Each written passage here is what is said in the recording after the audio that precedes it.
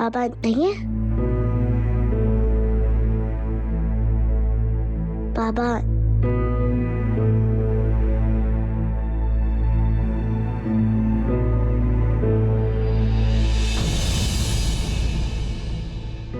तुम्हें ये बात समझ क्यों नहीं आ रही? उनका लॉयर जानबूझ के डिले टेक्निक यूज कर रहा है। तो समझने की कोशिश करो। अब उनके लॉयर को तैयारी का टाइम भी मिल गया, जज ने एक नई डेट भी दे दी उनको। अरे हयात खान साहब, इसमें हमारा ही फायदा है। जज को नजर आ रहा है कि सेकंड पार्टी अपने केस को लेकर कितनी लापरवाह है। बस इस केस का फैसला मेरे हक में होना चाहिए। I need to win. समझ आई आपको?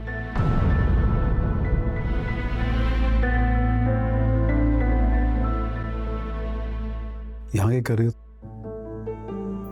पोनी। तुम इतनी बड़ी हो गई हो, पोनी नहीं करनी आई तुम्हें? दादू कहती हैं कि अभी मैं बहुत छोटी हूँ, मैं अपने काम खुद नहीं कर सकती। बातें तो बहुत बड़ी बड़ी करती हो, बिल्कुल दादू की तरह की। काम नहीं कर सकती।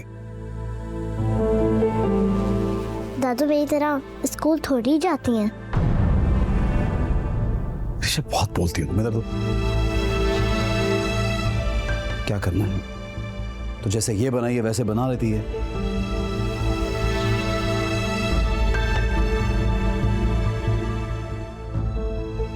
मुझसे नहीं होगा ये, खुद ही करो। आप भी तो बड़े हैं, आपको क्यों नहीं बनाना आती? तुम्हें कितनी बार कर अपने बाल कटवाओ।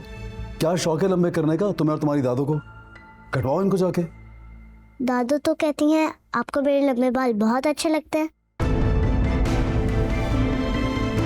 इसलिए तो मैं वो सर पे इतना सारा तेल लगा देती हैं। गलत कहती है, मुझे बिल्कुल पसंद नहीं है लंबे बाल।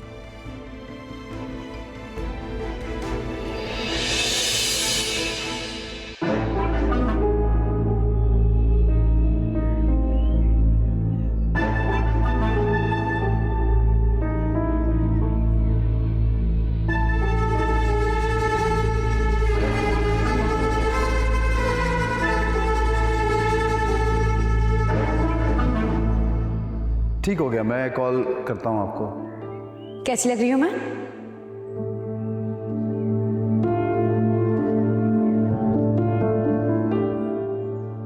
ये क्या किया तुमने? क्या हो गया है यार? इतने ट्रेंडिंग में ये बाल, इसलिए कटवा दिया। लंबे बाल इतने सूट करते थे तुम्हें, और तुम जानती हो मुझे लंबे बाल बहुत पसंद है। लेकिन मैं अपने लंबे बाल देख देख कर बोर हो चुकी थी। तुम हर चीज से इतनी जल्दी बोर क्यों हो जाती हो? क्या हो गया यार? इतना इमोशनल क्यों हो रहे हो? बाल हैं, बढ़ जाएंगे। कभी कभी तुम्हारी एक्स्ट्रा केयर मुझे सफोकेशन फील करवाने लगती है। मेरी एक्स्ट्रा केयर से सफोकेशन हो रही है तुम्हें? Of course.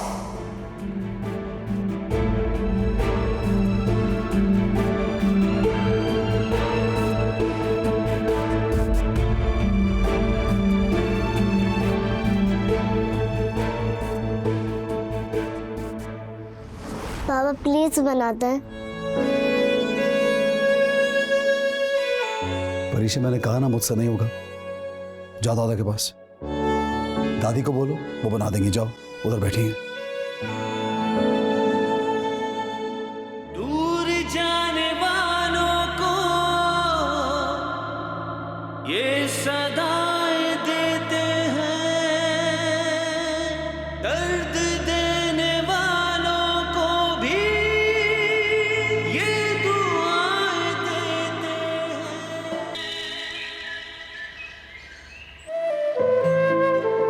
ज़ारा, ज़ारा, मैंने सारा किचन साफ कर दिया है, बर्तन भी धो दिए हैं। मेरे कपड़े प्रेस कर देना प्लीज। वरना ये लड़की भी ना इतनी मस्तियों से बाज ही नहीं आती।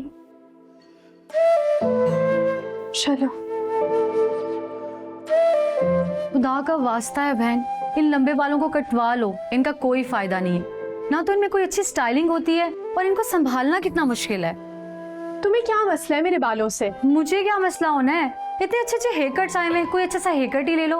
और अब तो कुर्बान भाई भी इतने मॉडर्न हो चुके होंगे, क्या पता उनको तुम्हारे ये लंबे बाल पसंद हो या ना हो। तुम्हारे कुर्बान भाई मुझे बचपन से जानते हैं, उनके लिए कोई नई बात नहीं है। वैसे भी मुझे मेरे लंबे बाल बहुत अच्छे लगते हैं। और जिसको भी मुझसे शादी करनी है ना, उससे मैं जो हूँ, जैसी हूँ, उसी बुनियाद पर मुझे कबूल करना होगा, समझी? तौबा है बहन, तुम्हारा कुछ नहीं हो सकता। तुम ना अपने नाम की तरह ओल्ड स्कूल ही रहना। अच्छा, मैंने ड्रेस निकाल दी है, अच्छे से कुर्बान भाई के लिए तैयार हो जाओ। बस कर दो ज़ारा। कुर्बान मुझे पहले भी देख चुका है, वो जानता है मैं कैसी हूँ, और मुझसे ये सब नहीं होता। मेरी प्यारी बहन, कुर्बान भाई के साथ ना फूफो भी आ रही हैं, जिनको आपकी सास होने का एजाज हासिल है। और ये सारी तैयारी ना वो इसलिए कर रही है क्योंकि वो जैसे खुद हैं हमेशा तुम्हें वैसे ही देखना चाहती हैं। अच्छा, और वो खुद कैसी हैं? हाँ बेटा, तैयार हो गए तुम? हाँ हाँ मेरी जान, मैं बिल्कुल तैयार हूँ। मैंने अपना सोने का हार भी पहन लिया और जड़ाऊ कंगन भी पहन ली है, वो जो तुम बाहर से लाए थे। भाई उन्हें पता तो चले मेरा बेटा मेरे लिए कितने कीमती कंगन लेके आया है। हाँ हाँ, अच्छा बताओ, गाड़ी तुम चलाओगे या ड्राइवर भी होगा? अच्छा अच्छा, गार्ड जरूर साथ रख लेना भाई, आखिर इतने अरसे के बाद जा रहे हैं तो उन्हें पता तो चले शमसा की सवारी आ रही है। ठीक है मेरे बेटा, ओके, अल्लाह हाफिज।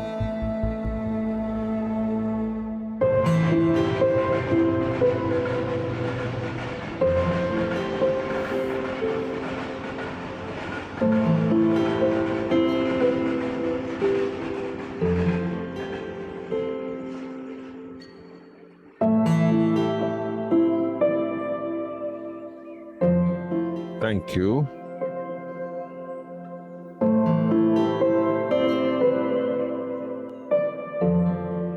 मुझे तो आपा की तरफ से धड़का ही लगा रहता है।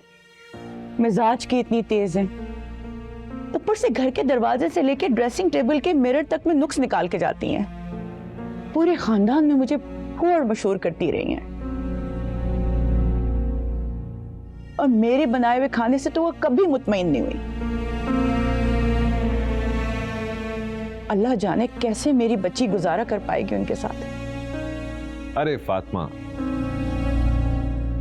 एक तो तुम भी ना ये पर का कब्बा बनाने बैठ जाती हो। ठीक है, शमसा आपा के मिजाज में थोड़ी सी नुक्ताचीनी की आदत है, लेकिन वो दिल की इतनी बुरी नहीं है। और फिर तुम भी दरगुजर से काम लिया करो। हमारी सुगरा बहुत समझदार है, खूब निभेगी दोनों की। थोड़ी बात खूब कही आपने, वो पूरी की पूरी ऐसी हैं। मैं तो शुरू दिन से नापसंद हूं उनको। अल्लाह जाने कैसे सास मरुआ के सामने उन्होंने सुगरा और कुर्बान के रिश्ते की हामी भर ली, वरना तो उनका मिजाज ही नहीं मिलता। अरे भाई, एक तो ये तुम जो पुराने दफ्तर खोल के बैठ जाती हो ना, छोड़ दो उसे।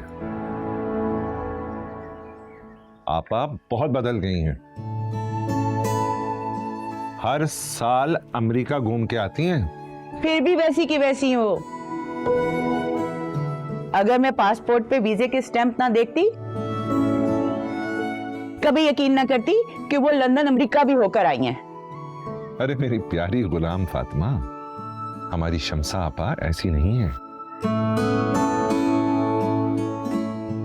अपनों में रिश्ते का यही तो फायदा होता है। वो बुजुर्ग कहते हैं ना, अपना मारे भी तो छांव में डालता है। लेकिन अपना मारे ही क्यों?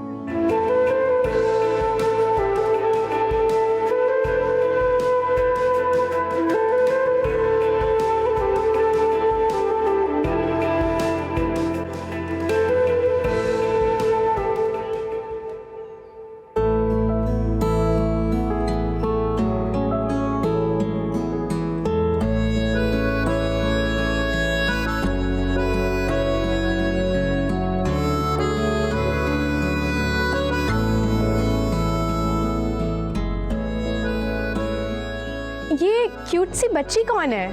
अरे अम्मी बता रही थी, ये जो साथ वाला घर कब से खाली पड़ा था, वो लोग वापस आ गए हैं। ये उनका बाई घर था ना, तो उसी फैमिली की होगी।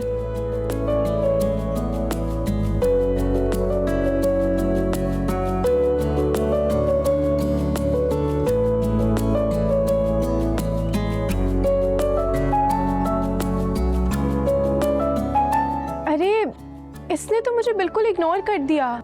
देखना, अभी मैं हाई करूंगी, मुझे फौरन रिस्पॉन्ड करेगी।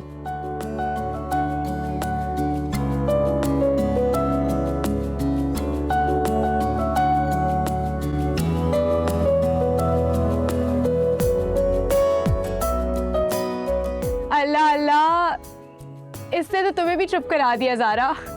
सो रूड। बहुत क्यूट। इतना काम पड़ा है, अम्मी डांटेंगी। चलो। इनको देखो, सारा घर उल्टा पड़ा हुआ है। पता भी है कि तुम्हारी फुप्पो पहुंचने वाली होंगी। ज़ारा, माशाल्लाह माशाल्लाह, आज मेरी बेटी चांद का टुकड़ा दिखाई दे रही है। ये चांद का टुकड़ा मैंने ही बनाया है। बस ऐसे ही बन सवर के रहा करो। देखो तो कितना रंग रूप निकल आया है।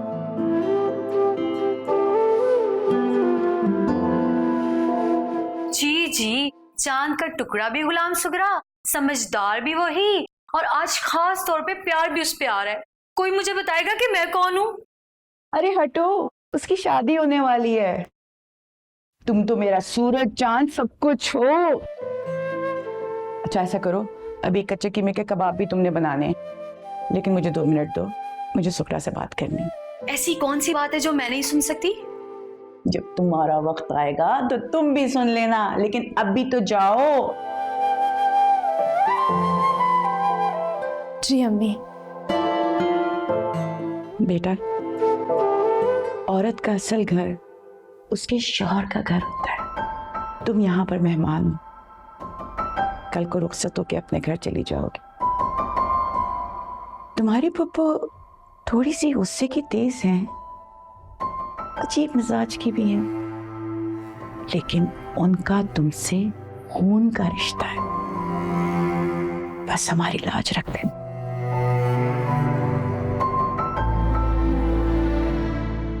मैं सारी उम्र उनकी तनकीद का निशाना बनती रही।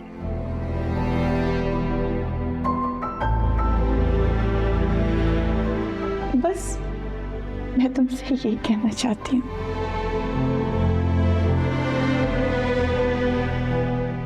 तुम वहां जाके मेरी तरबियत पे कोई सवाल मत उठने देना। अम्मी आप बिल्कुल भी परेशान मत हो, सब ठीक हो जाएगा।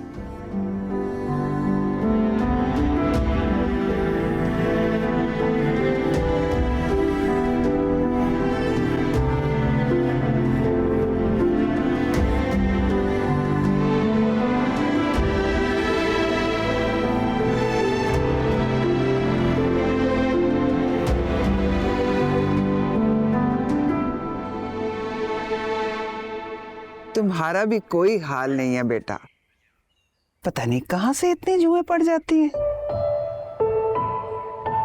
मैं तो निकाल निकाल के थक गई हूं, और शैम्पू भी कोई काम नहीं आता।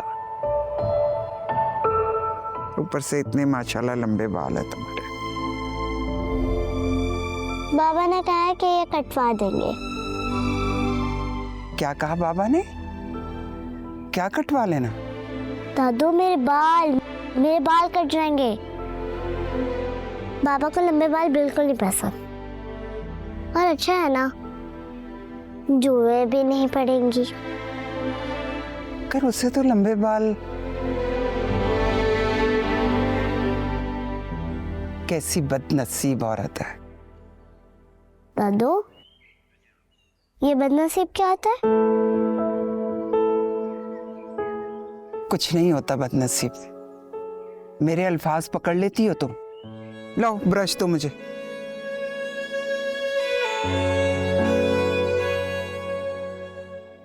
फिर तो आपके हाल तुम है दादू। तुम ना दादी की भी दादी हो। अच्छा सॉरी ना। मेरी जान, तो तुम्हारी पोनी करूं।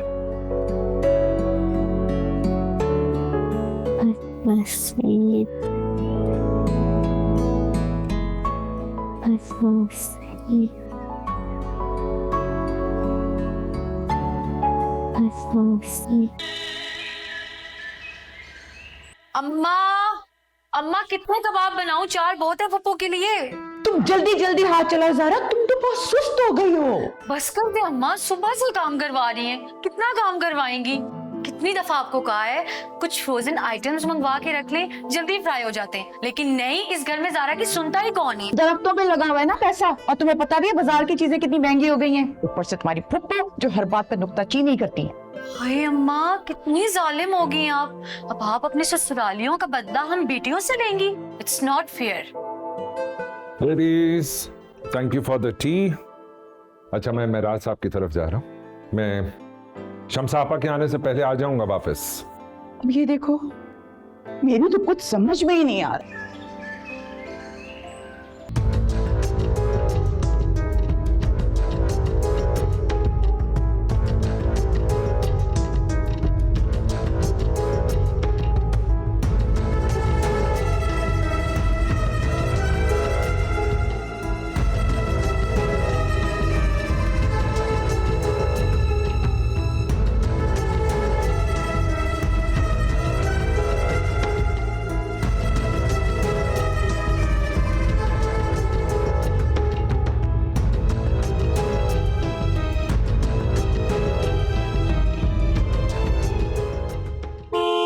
ज़ारा, ज़ारा गाड़ी का हॉर्न बज रहा है, शायद तुम्हारी फुप्पो आ गई हैं।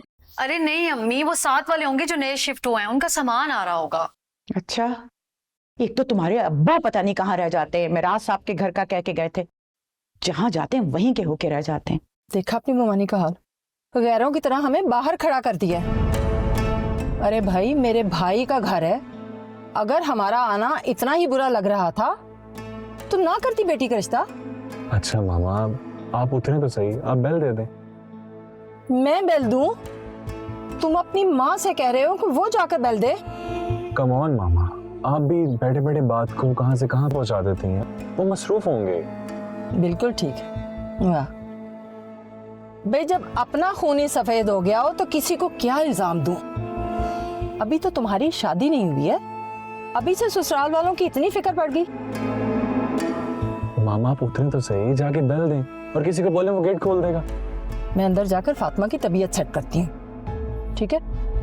और हाँ, वो मेरे बड़े वाला टैची किसको जरा ध्यान से लेकर आना, ठीक है?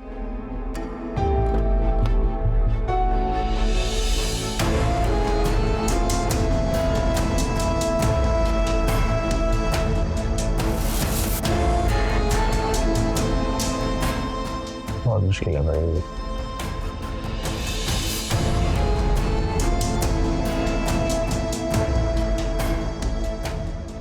कमाल है, मुस्तफा ने सारे दरवाजे खुले छोड़े हुए हैं।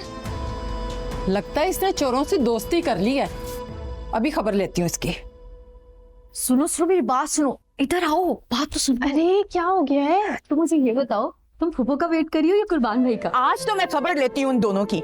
मजाल है कि माँ को जरा सा भी सुकून आने दें ये दोनों लड़कियां। तुम्हें पता भी है कि फुप्पो आ रही है। बस कर दे अम्मी, आप तो फुप्पो को हिटलर बनाने पर तुली हुई हैं, इतनी भी बुरी नहीं है बेचारी। हिटलर? वाह भाई वाह फातिमा, क्या अच्छी तरबियत की है तुमने अपनी बच्चियों की। पीठ पीछे मुंह भरकर फुप्पो को हिटलर बोल रही हैं। आपा ऐसी कोई बात नहीं, आप ऐसा क्यों सोच रही हैं? बड़ा अच्छा इस्तकबाल करवाया है तुमने मेरा।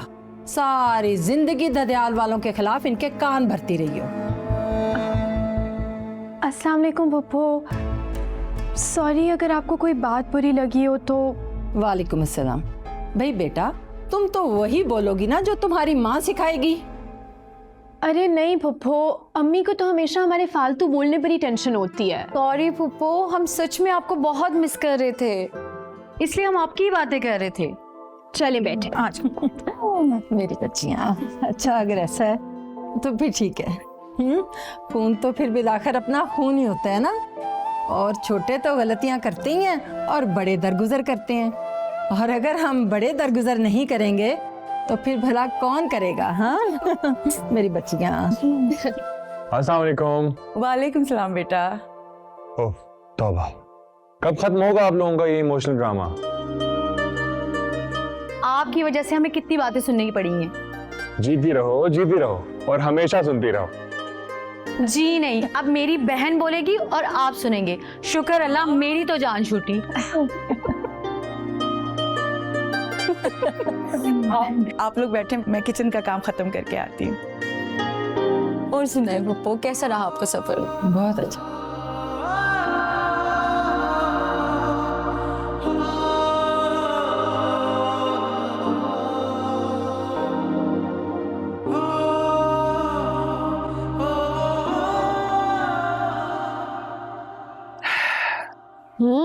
यम्मी। अरे कभी फ्रूट भी खा लिया करो, कई बार कहा है मैंने तुम्हें, मगर नहीं, हर बार कभी पास्ता और कभी noodles. But I love noodles. पता नहीं क्या बनेगा इस लड़की का।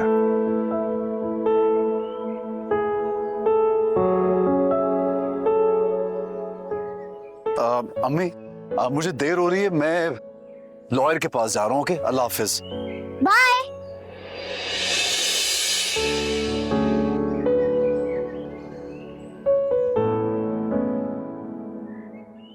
हेलो। क्या हुआ? परेशान है? नहीं, अपने ऑफिस के काम से बिजी है। बिजी तो नहीं है, रूट है और रूट होना अच्छी बात नहीं है। बेटा, मैंने भी कई बार समझाया तुम्हारे बाबा को कि रूड होना अच्छी बात नहीं है।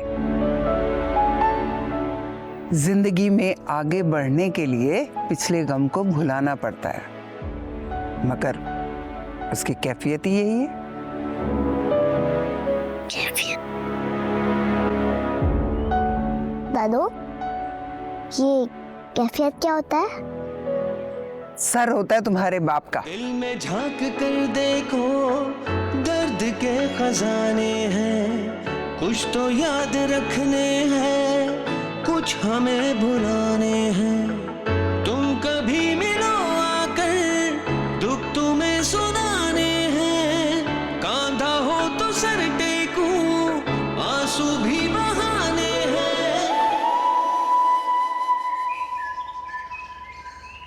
गुलाम सुगरा, बेटे जल्दी से ले आओ बाकी चीजें। बड़ी मेहनत से खाना पकाया उसने आज आपके लिए। बैठो बेटा। भाई अब तो मैंने कुर्बान का घर भी बनवा लिया है, तुम लोग देखोगे तो हैरान रह जाओगे। नक्शा तो मैंने खास तौर से बाहर से मंगवाया है, हर चीज बहुत सोच समझ कर बनवाई है। माशाल्लाह आपा, भाई आपके टेस्ट के तो हम सब घर वाले दीवाने। आपने यकीनन बहुत अच्छा बनाया। मेरे फोन में नए घर की सारी तस्वीरें हैं, तुम सबको दिखाऊंगी। अब्बा के हिस्से की जो जमीन थी उस पर मैंने बाग लगवा लिए हैं आम के, 3 साल बाद फल देगा। बस ये जो कुर्बान है ना, आजकल का बच्चा है, इसको जमीन और ठेकेदारी से कोई खास लगाव ही नहीं है। बस आपा, आजकल के सारे बच्चे ऐसे ही हैं ना। लेकिन ना ये सारे काम तो लड़कों को ही भले लगते हैं। मैं अपनी गुलाम सुगरा को तो कोई काम नहीं करने दूंगी। हमारे घर में अल्लाह का दिया सब कुछ है, बल्कि बहुत ज्यादा है। बस खाए पिए और मियाँ के पैसे पर ऐश करे और मेरी तरह ठाट बाट की जिंदगी गुजारे। देखिए आपा, गुलाम सुगरा को तो मैंने आपकी गोद में तभी डाल दिया था जब वो सिर्फ 1 साल की थी।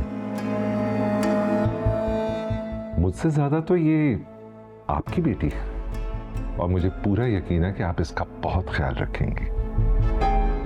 लेकिन मैंने इसे पढ़ाया, लिखाया, काबिल बनाया ताकि ये अपने पैरों पर खड़ी हो सके। अरे भाई, ये पैरों पर खड़े होने की बात तो तब हो ना जब सर पर मजबूत छत ना हो, पैरों के तले कोई जमीन ना हो। और हमारे पास तो अल्लाह का दिया बहुत कुछ है, और ये सारा कुछ तो कुर्बान और गुलाम सुगरा का ही है ना। बस अब तुम सारी फिक्रें छोड़ो और शादी की तैयारियां करो। आप खाना तो ले आपा। हाँ हाँ।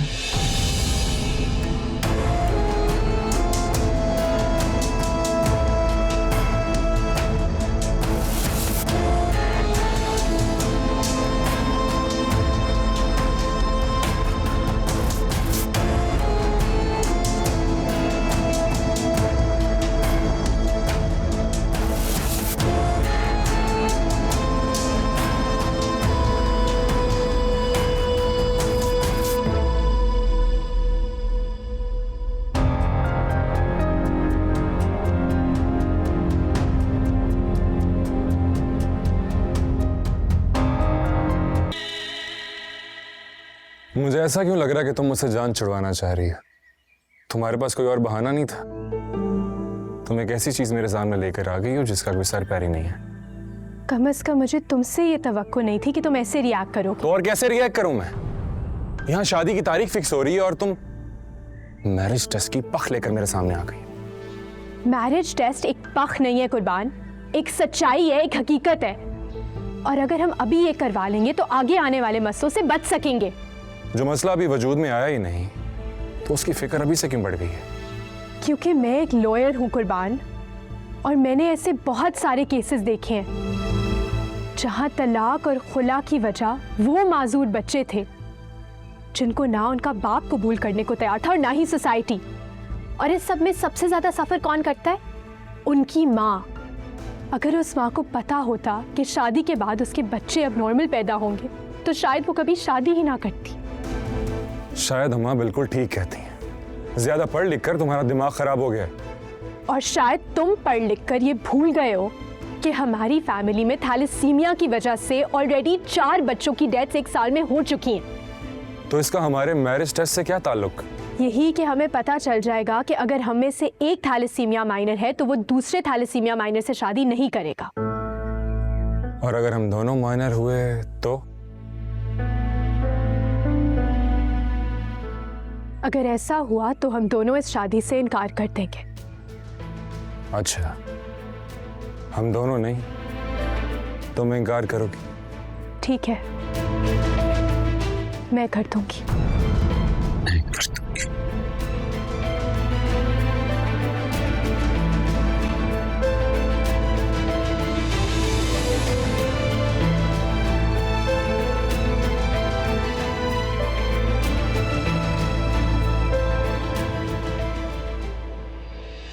रिश्ते सुकून दिल का, रिश्ते करार हैं, इनमें ही सारे मौसम पतझड़ बहार है।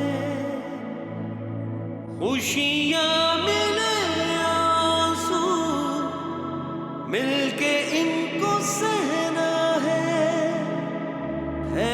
ये समय का दरिया, इसको यूं ही बहना है। ये रिश्ते ये नाते हैं रेशम के धागे।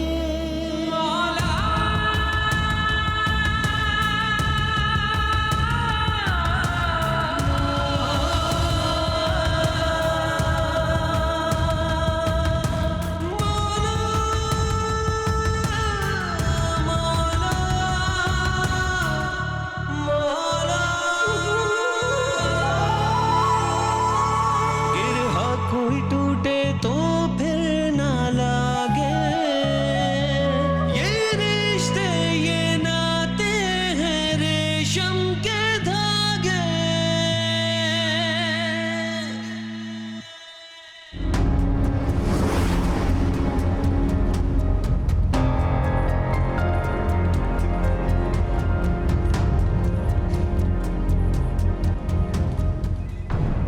हयात खान। सर अभी बिजी हैं, आपकी अपॉइंटमेंट है क्या? माँ खालिद को किसी से मिलने के लिए अपॉइंटमेंट की जरूरत नहीं पड़ती। आई एम सो सॉरी, बगैर अपॉइंटमेंट आप उनसे नहीं मिल सकती। कौन रुकेगा मुझे?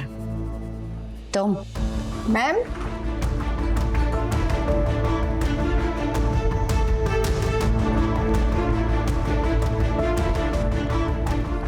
मैम मेरी बात सुने, आप ऐसे नहीं जा सकते ma'am. Just shut up. Ma'am ma'am रुकिए, आप ऐसे नहीं जा सकती।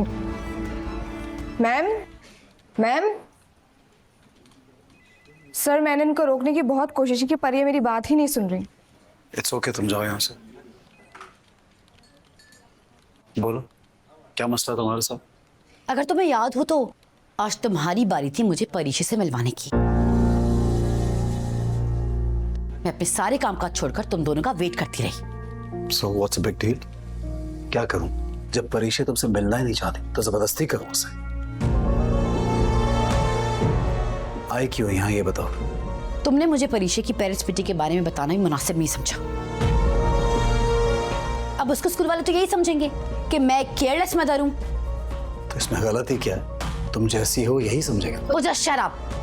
तुम और तुम्हारी दकियानुसी माँ ने मेरी जिंदगी बर्बाद कर रखी है और अब मेरी मासूम बच्ची को भी कैद कर रखा है।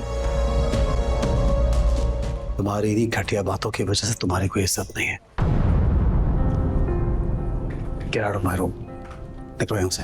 मुझे भी तुम्हारी शक्ल देखने का कोई शौक नहीं। और याद रखना, अपनी बच्ची की कस्टडी मैं तुमसे लेकर आऊंगी। And I mean it. You just wait and watch.